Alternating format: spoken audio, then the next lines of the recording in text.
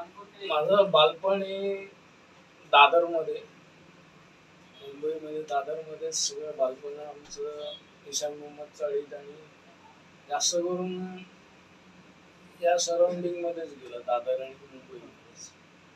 दादर हा म्हणजे सांस्कृतिक विभागच आहे संपूर्ण. जे काही कार्यक्रम होतात दादर मध्ये सुरुवात होतात, कळलं की नाही. तुमची सुरुवात तुम्ही नकला चालू केल्या ती कुठून झाली सुरुवात? आमची नकला सुरुवात करण्याची सुरुवात ही अगदी आमच्या सांस्कृतिक कार्यक्रम असायचे आमच्या दादरमध्ये, तिथूनच झाली.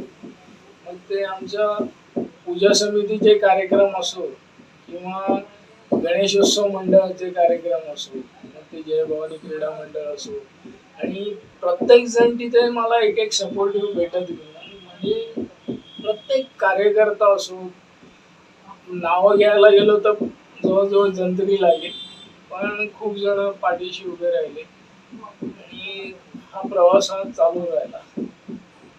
तुम्ही सुरुवात कुठून केली मग चाळीतून किंवा काय कार्यक्रमातून? चाळीतल्या कार्यक्रमाचे म्हणजे विशेष किस्सा सांगायचा झाला तर आमचे जे ज्येष्ठ नागरिक होते शंकर बापू म्हणून, तर त्यांची नक्कल इतकी माझ्याकडून हुबेहूब झाली.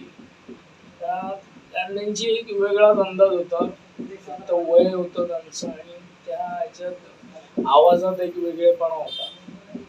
ती नक्कल ज्यावेळेला आमचे अध्यक्ष होते त्यावेळेला नारायण आंबरे म्हणून पूजा समितीने, त्यांच्यासमोर मी करून दाखवली. काय राहुल बाबा, कसं काय काय मजेत ना?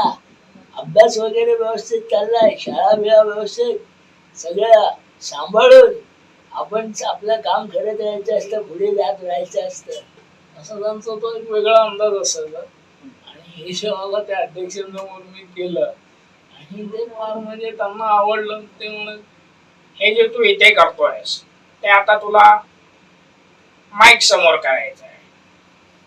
माईक समोर म्हणजे त्याला अंदाज नव्हता नक्की काय करायचं.